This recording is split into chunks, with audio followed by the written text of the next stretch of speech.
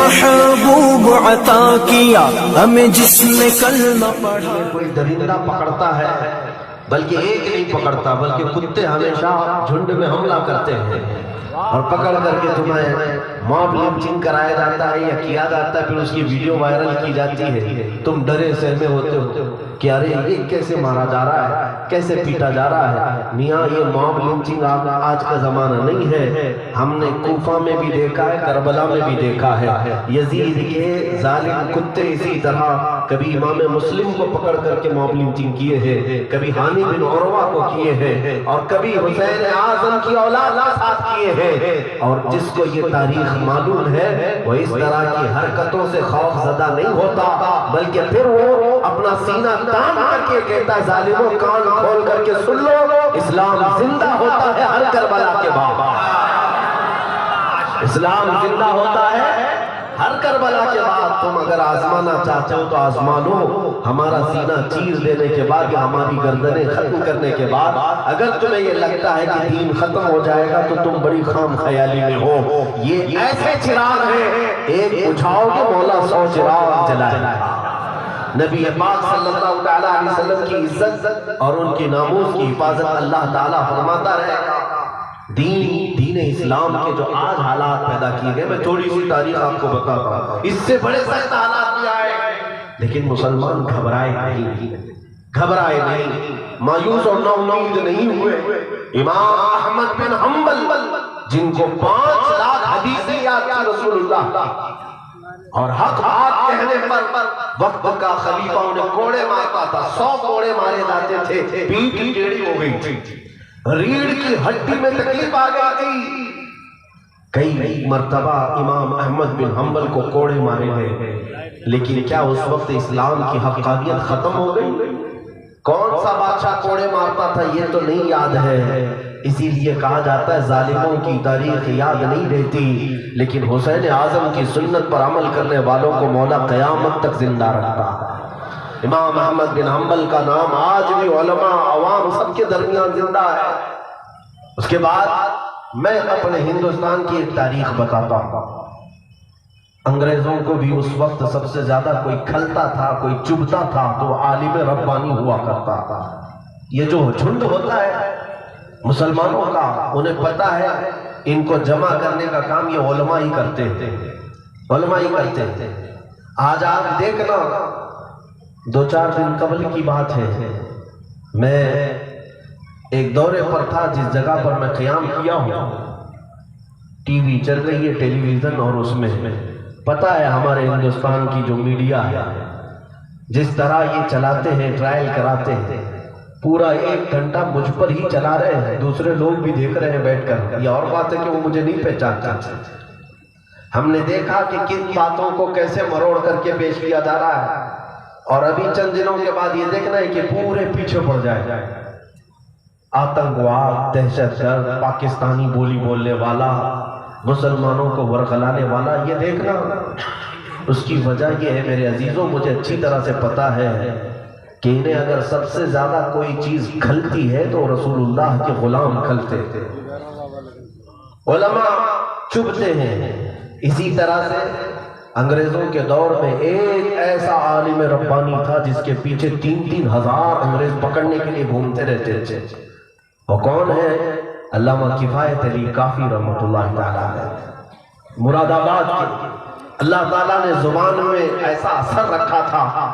اعلیٰ حضرت امام اہل سنت فاضل بریلوی فرماتے ہیں زندگی میں اگر میں کسی کی نعتیں سنتا ہوں یا پڑھتا ہوں تو میرے مرحوم بھائی حسن رضا بریلوی کے اور دوسرے کفایت علی کافی کی. اعلیٰ حضرت فرماتے ہیں کفایت علی کافی رحمۃ اللہ تعالیٰ علیہ کے نعتیں شوق سے اعلیٰ حضرت پڑھتے تھے یا سنتے تھے. وہ کفایت علی کافی اعلیٰ حضرت سے پہلے کے ہیں. انگریز پورے پیچھے لگ گئے تھے ایک عالم کو گرفتار کرنے کے لیے. 3000 فوج، 3000. اس کے باوجود بھی قابض نہ ہو سکے. ہاں، کسی مسلمان کی غداری کی وجہ سے. ہماری جماعت میں غداروں کی کمی نہیں ہوتی، جن سے سب سے زیادہ نقصان ہماری قوم کو اٹھانا پڑتا ہے. کسی غدار نے پتہ بتایا اور گرفتاری کا راستہ ہموار کیا، پھر گرفتار ہوئے، کفایت علی کافی کو گرفتار کر کے انگریز اپنے ہاں لے گئے دارالامارت میں۔ توجہ چاہتا ہوں میرے عزیزو، یہ اسلام ہر زمانے میں آزمائشیں دیکھا ہے، مسلمان ہر دور سے گزرے ہیں۔ اسی لیے اقبال نے کہا ہے نا، کچھ بات تو ہے کہ مٹتی نہیں ہستی ہماری، صدیوں رہا ہے دشمن دور زماں ہمارا، باطل سے ڈرنے والے آئے آسمان نہیں ہے ہم، 100 بار کر چکا ہے تو امتحان ہمارا، 100 بار کر چکا ہے تو امتحان ہمارا، توحید کی امانت سینوں میں ہے ہمارے، آسان نہیں مٹانا نام و نشان ہمارا۔ کفایت علی کافی کو گرفتار کر کے انگریزوں نے کیا کیا جانتے ہیں؟ ان کے جسم پر استری پھیرتے تھے، گرم استری۔ جب ان کے جسم پر گرم استری پھیری جاتی تھی چمڑی جل جاتی تھی، پھر رات کے وقت نمک اٹھا کر کے ان کے جسم پر ڈالا جاتا تھا۔ یہ کیسی اذیتیں تھی، کیسی مشقتیں تھی۔ کفایت علی کافی کو انہوں نے کہا کہ اب بھی تمہارے پاس وقت ہے، ہماری حمایت میں بیان دے دو، ہماری حمایت میں لوگوں کو قریب کر دو، تمہیں وزارت میں لے جائیں گے، تمہیں اچھا عہدہ دے دیں گے۔ کفایت علی کافی نے کہا اتنا سستا سودا میں تمہارے ساتھ نہیں کر سکتا، اس لیے کہ میرا جو کچھ بھی عقیدہ یا میرا دل ہے وہ پہلے سے بکا ہوا ہے بازار مصطفیٰ، بدل نہیں سکتا۔ 7 دن تک ان کو اذیتیں دی گئیں۔ اس کے بعد وہ وقت بھی آیا جب انگریزوں نے مجبوراً انہیں پھانسی کے پھندے پر چڑھانے کا آرڈر جاری کر دیا کہ یہ بدلنے والا مولوی نہیں ہے، یہ بکنے والا مولانا نہیں ہے، اسے ہم سوائے مارنے کے کچھ نہیں کر سکیں گے۔ ایک مین چوراہے پر آپ کو پھانسی کے پھندے پر چڑھانا تھا۔ جب آپ کو لے جایا جا رہا تھا عوام بھی موجود تھی، لوگ بھی دیکھ رہے تھے۔ انگریزوں کی بڑی تعداد نے کفایت علی کافی رحمۃ اللہ تعالیٰ علیہ کو سولی پر چڑھانے کے لیے جب پھندا لگایا، اس وقت بھی روایت میں موجود ہے وہ ایک عاشق رسول، وہ فنا فی الرسول، وہ عالم ربانی حالات سے کبھی نہیں گھبراتا، دشمن کی طاقتوں سے کبھی خوف زدہ نہیں ہوتا، بلکہ ان کی پیشانی پر ہلکی سلوٹیں بھی نہیں ہیں، فکر کی کوئی علامت بھی نظر نہیں آتی، ایسے پر اطمینان گزر رہا ہے جیسے لگتا ہے دولہا اپنے بارات کے ساتھ کہیں اپنے نکاح خانے میں جا رہا ہو۔ کفایت علی کافی کا یہ اطمینان دیکھ کر کے بھی انگریز پریشان تھے۔ پھر اس کے بعد پوچھا کچھ آخری خواہش ہے تمہاری پھانسی پر چڑھنے سے پہلے؟ کہا ہاں ہے آخری خواہش، وہ یہ ہے کہ ایک بار مرنے سے پہلے نعت مصطفیٰ گنگنا لوں، مصطفیٰ کریم صلی اللہ تعالیٰ علیہ وسلم کی شان میں قصیدہ پڑھ لوں۔ آج بھی کفایت علی کافی کی زبان سے نکلے ہوئے وہ اشعار یاد ہیں ہمیں، جب انہوں نے برملا لوگوں کو مخاطب کر کے کہا تھا نہ کوئی گل باقی رہے گا، نہ چمن رہ جائے گا، پر رسول اللہ کا دین حسن رہ جائے گا۔ اطلس و کم خواب کی پوشاک پہ نازا نہ ہو، اس تنے بے جان پر صرف خاکی کفن رہ جائے گا۔ سب فنا ہو جائیں گے حشر تک ولیکن کافی نام حضرت کا زبانوں پر چلن رہ جائے گا۔ آپ کو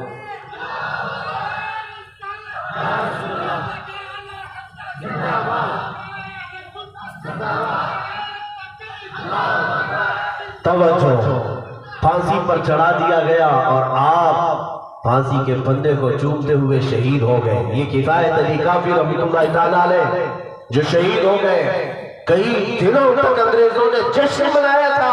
وہ مولوی چلا گیا جو ہمارے خلاف لوگوں کو اکٹھا کرتا تھا، جس کی زبان پر ہزاروں لوگ جمع ہوتے تھے، ہم نے بجھا ہی دیا اس کا چراغ، ختم ہی کر دیا، ہمارے راستے کا کانٹا ہٹ گیا۔ لوگ دشمن ہمیشہ یہ چاہتے ہیں ایک عالم کو ختم کر کے یا ایک عاشق رسول کو ختم کر کے دنیا یہ سوچتی ہے کہ مسلمانوں کا جذبہ مر جائے گا، مسلمانوں کا جذبہ ٹھنڈا ہو جائے گا، لیکن انہیں پتہ نہیں نظام قدرت کیا ہے، رب ذوالجلال کا قانون کیا ہے۔ ادھر انہوں نے کفایت علی کافی کو پھانسی پر چڑھایا، یہ مراد آباد شہر تھا، اور اسی کے پڑوس میں مولا تعالیٰ بریلی میں امام اہل سنت اعلیٰ حضرت کو پیدا کر رہا ہے۔ امام احمد رضا کی پیدائش ہو رہی ہے، اس کے بعد ایک کفایت علی کافی کو تم نے پھانسی پر چڑھایا تھا، دوسرا ایک ایسا عاشق جنم لیتا ہے جس نے قلم سنبھال کے ہی پورے ہندوستان کو نہیں پوری دنیا پہ ایک عقیدہ دیا, پوری دنیا کو یہ عقیدہ دیا کہ ایک جان کیا ہے, اثر ہو کروڑوں, تیرے نام پہ سب کو وارا کروں, میں کروں تیرے نام پہ جہاں فدا. یا رسول اللہ نہ بس ایک جان جو جہاں فدا, دو جہاں سے بھی نہیں جی بھرا, کروں کیا کروڑوں جہاں نہیں. یہ عقیدہ کون دے رہا ہے؟ وہی بریلی کا ایک عاشق صادق امام اہل سنت. اس لیے میں کہتا ہوں میرے عزیزوں, اس بات سے مایوس کبھی نہ ہونا, مولا تعالیٰ ہماری جماعت کو کبھی یتیم ہونے نہیں دے گا. زندہ باد. اس جماعت کو مولا تعالیٰ ایسے آوارہ نہیں چھوڑے گا. میرے مصطفیٰ کی امانت ہے یہ, نبی پاک کی امت ہے یہ. اسی امت کے بارے میں قرآن نے کہا کنتم خیر امت اخرجت للناس, تم سب سے بہترین امت بنائے گئے ہو انسانوں میں. اور جس کو اللہ تعالیٰ سب سے بہترین امت کہہ رہا ہو, کیا اسے اللہ تعالیٰ ایسے ہی ظالموں کے چنگل میں چھوڑ دے گا؟ ہاں یہ اور بات ہے کہ ہم جانتے ہیں چاند کو بھی گہن لگتا ہے, لیکن ہمیشہ کا نہیں ہوتا. ساعتیں 2 ساعتیں, گھنٹے 2 گھنٹے, لیکن جب یہ گہن چھٹ جاتا ہے تو چاند اپنے آب و تاب کے ساتھ پھر چمکتا ہے.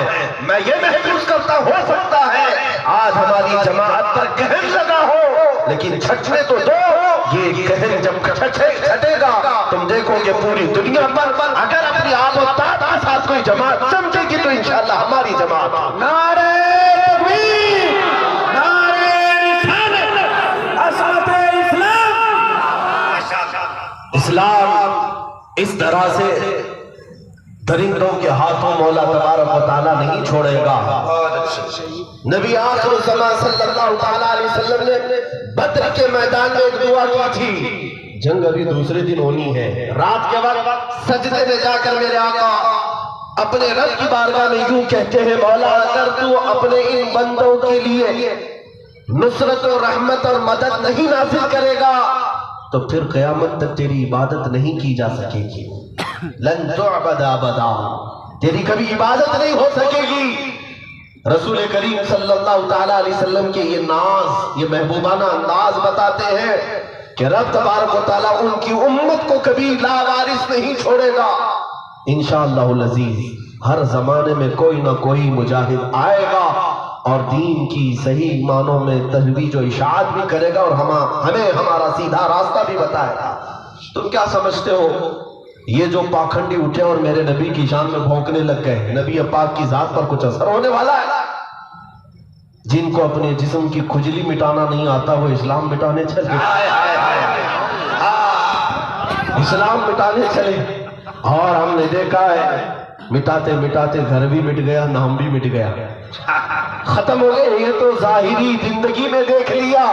ابھی انتظار کرو عذاب علیم کسے کہتے ہیں, کیا عذاب عظیم کسے کہتے ہیں, عذاب مہین کسے کہتے ہیں, ابھی اس کا انتظار ہے. ظالموں تم یہ سمجھتے ہو کہ نبی پاک صلی اللہ تعالیٰ علیہ وسلم کی ذات پر 4 پنے والا ایک کتا بچہ لکھ کر کے حضور کی ذات پر ہم انگشت نمائی کر کے ان کی ذات کو گھٹا دیں گے؟ ہرگز نہیں. یا رسول اللہ تو گھٹائے سے کسی کے نہ گھٹا ہے نہ گھٹے گا.